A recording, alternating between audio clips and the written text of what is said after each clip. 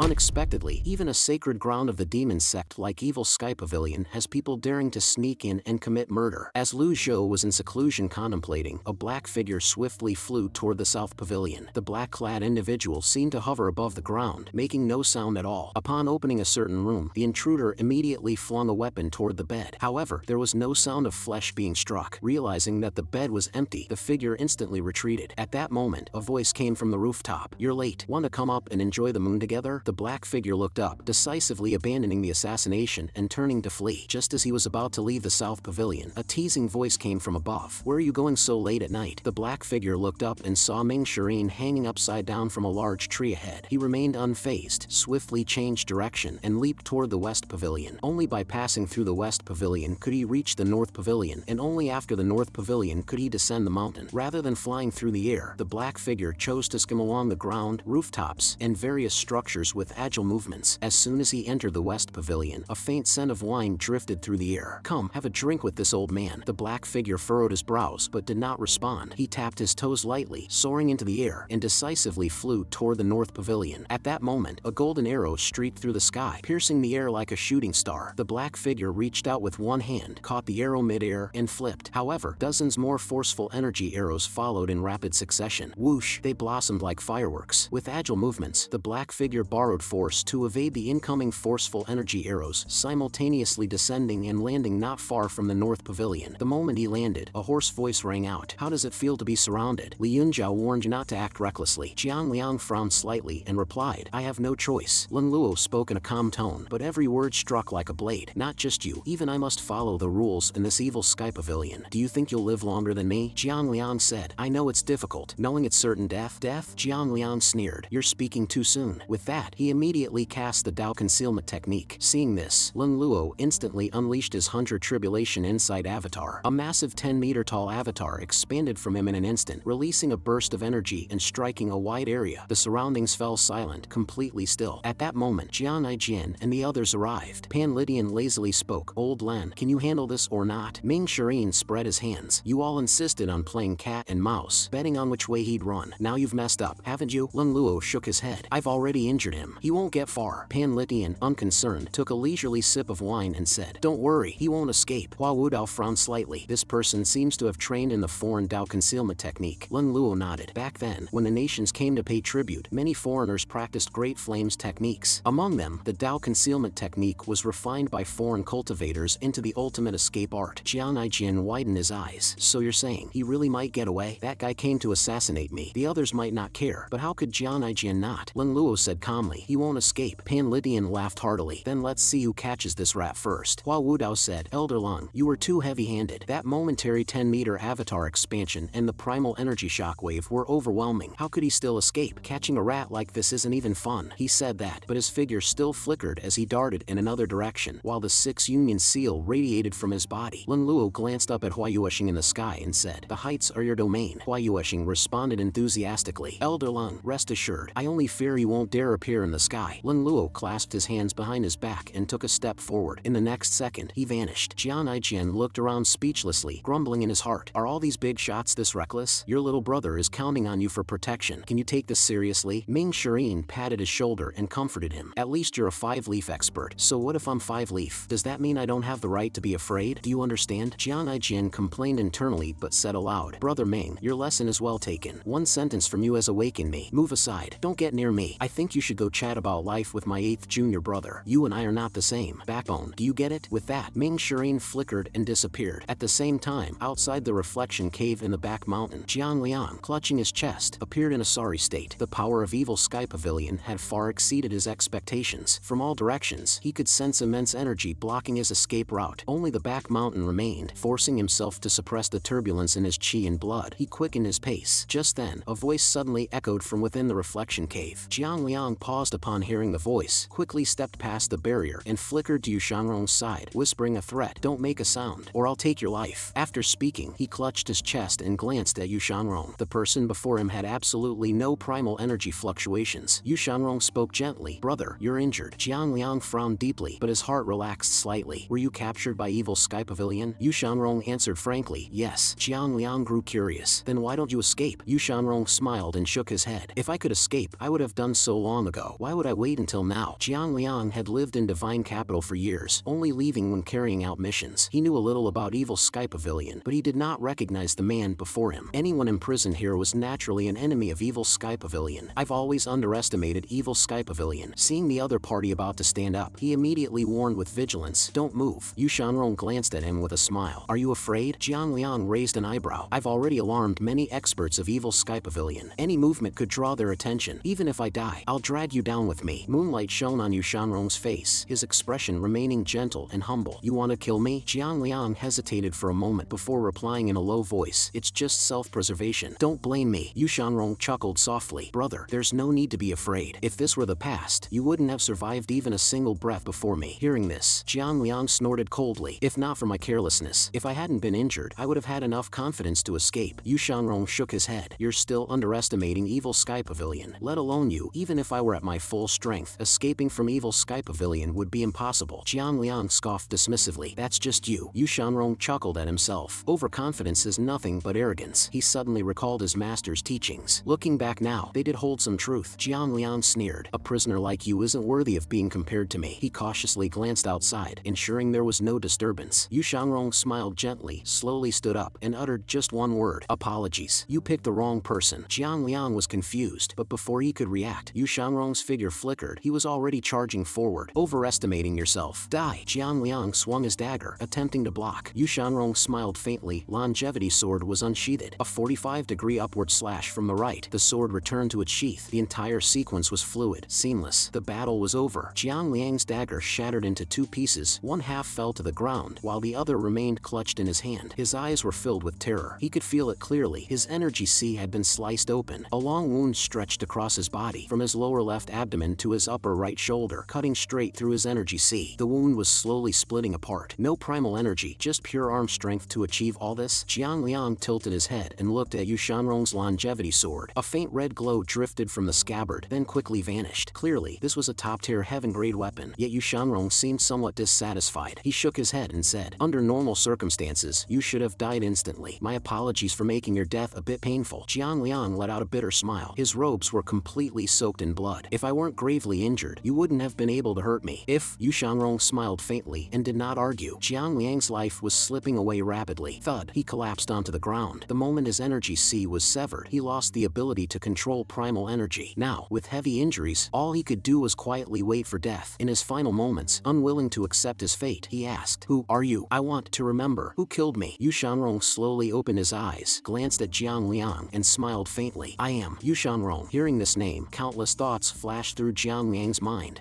What if, regret or struggle, it no longer mattered. If he hadn't been injured, if Yu Shanrong's cultivation was still intact, he would have died even more miserably. As his final breath left his throat, he uttered a single word, then his head tilted to the side. Life completely faded from his body. The night was silent, the moonlight enchanting. No one knew how much time had passed. When the moonlight once again shone into the reflection cave, Yu Shanrong's long hair had already turned half white. He slowly opened his eyes, lowered his gaze, and glanced at the white strands of hair on his shoulder. No surprise, no shock. He closed his eyes again. No one knew how much time had passed when a crisp voice rang from outside the reflection cave. "Second senior brother." Yu Shanrong smiled, stood up slowly, and walked out of the reflection cave. Little junior sister. Little Yuaner was originally excited, but when she saw Yu Shanrong's white hair, her expression shifted to surprise and concern. "Second senior brother, your hair." Yu Shanrong smiled and said, "It's nothing." His gaze fell on little Yuaner, and he paused slightly before smiling again. "You seem to have grown taller." Little Yuaner giggled. "People are supposed to grow." Yu Shanrong nodded, a barely noticeable trace of melancholy flashing in his eyes. "Yes, people always grow." Little Yuaner grinned. "The three elders and the senior brothers are all causing trouble everywhere. I had nothing to do, so I came to see you, second senior brother." As she spoke, Hua Wudao happened to pass by. Without even looking at him, Yu Shanrong spoke first. "He's dead." Inside the reflection cave, Hua Wudao was startled. He immediately descended, withdrew his avatar, and strode into the reflection cave to inspect the body. He crouched down, carefully examining Jiang Liang's wound, confirming that he had been killed with a single sword strike. His shock deepened. Yu Shanrong's cultivation had been sealed. He was well aware of that. Jiang Liang was at least a nascent divinity tribulation realm expert. Even injured, he shouldn't have been killed so easily. How exactly did he do it? Hua Wudao couldn't figure it out. Instead of dwelling on it, he turned and left the reflection cave, notifying others to retrieve the body. Outside the cave, he couldn't suppress his curiosity any longer. He cupped his hands and asked, "May I ask, second mister, how did you kill Jiang Liang?" down. Yu Xiangrong replied calmly, just swing the sword with force. That answer was flawless. Hua Wudao felt like he had wasted his question. He gave a slight bow and turned to leave. Little Yuan raised a thumbs up, grinning. Second senior brother, you're amazing. Then she tilted her head curiously and asked, second senior brother, just how strong are you? That question actually made Yu Xiangrong pause for a moment. After thinking about it seriously, he slowly replied, a little weaker than master. A bit weaker, I suppose. A little? A bit, I suppose. So is it a little or a bit? That's not important. Yu Xiangrong stepped out of the moonlight. Suddenly, little Yuan widened her eyes. Second senior brother, actually, sixth senior sister's hair is even whiter than yours. Yu Xiangrong halted slightly, then turned and said, Yi Tianqin? Little Yuan's mood instantly dropped. Senior sister Tianqin is really a pitiful person, but unfortunately, she was expelled from the sect by master. Yu Xiangrong smiled. Little junior sister has a kind heart, truly rare and precious. Little Yuan beamed. Thank you, second senior brother. Yu Xiangrong's gaze fell on her clothes, and he asked casually, slightly puzzled, is the cloud robe feather dress not good? Little Yuan pouted. The cloud robe feather dress is great, but master won't let me wear it, saying it will hinder my cultivation progress. She then lifted her chin proudly and said, I've improved a lot recently. Second senior brother, let's spar. Last time, I couldn't even touch you. This time, I definitely will. Yu Xiangrong was speechless. Before he could respond, little Yuan had already summoned her avatar. That avatar was small, adorable, and as lively as she was. Yu Xiangrong was slightly surprised and murmured, congratulations, little junior sister, to step into the nascent divinity tribulation realm in such a short time, condensing the 100 tribulations cave avatar, and even opening a leaf. Perhaps before long, she might truly reach the pinnacle of cultivation. The future is promising, yet I have lost all my cultivation. Little Yuan was delighted by the praise, waving her tiny fists, eager to begin. Second senior brother, let's fight. Just as she finished speaking, Lu Zhou's dignified voice suddenly rang out. Yuan, don't be reckless. Lu Zhou glanced at Yu Xiangrong's white hair, then turned to little Yuan and said, I have something to discuss with your second senior brother. You may leave. Although little Yuan was reluctant, she always obeyed master's orders. Second senior brother, I'll spar with you another day. I'm leaving now. Yu Xiangrong nodded. After little Yuan left, Lu Zhou extended his large hand and said indifferently, longevity sword. Yu Xiangrong knew he could not resist, but after a slight hesitation, he finally placed the longevity sword into his master's hand. Lu Zhou touched the longevity sword, sensing the remaining energy within. Finding it nearly depleted, he casually tossed the sword back and said, no regrets? You could have lived at least 200 more years. He was now certain. Yu Xiangrong had used the last of his sword's energy to kill Jiang Liang. Longevity sword, true to its name. It could prolong life, but it could also take life. Yu Xiangrong remained calm and slowly said, I have never regretted a single strike I have made. Not in the past, not now, and not in the future. I never will. Lu Zhou glanced at him and said indifferently, at this point, do you still think I would kill you? Yu Xiangrong was slightly stunned. Since the cloud illuminating forest, though the two had not spoken much, he had clearly sensed the change in his master. After a moment of contemplation, he slowly replied, perhaps, in the future, you will. How much longer can you live? What future do you speak of? Hearing Lu Zhou's words, Yu Xiangrong was momentarily speechless. A long silence passed before he finally said, you once said that you would kick open the gate of 9 leaves. Lu Zhou looked up at the night sky. The moonlight was becoming even brighter. He shook his head and sighed. No matter what I have done before, in the end, it is all in the past. Yu Xiangrong did not know how to respond. Hearing his master refer to himself as old man, he could feel the lingering distance between them. As memories of the past surfaced, he could only remain silent. At that moment, Lu Zhou slowly turned to him and said in a deep voice, if I once wanted to kill you, there must have been a reason. But no matter the reason, you and I were still master and disciple. Your lifespan is nearly at its end. If you have thought it through, come to the East Pavilion. Lu Zhou finished speaking and did not wait for a response. He turned and left the reflection cave without hesitation. A long time passed as the moonlight slanted. Yu Xiangrong slowly spread his slightly trembling fingers before tightening his grip on the longevity sword once more. Then, he turned and returned to the reflection cave. Ding! Training Yu Xiangrong gained 500 merit points. The next morning, the sun rose from the east as always. As the morning light fell upon the reflection cave, little Yuan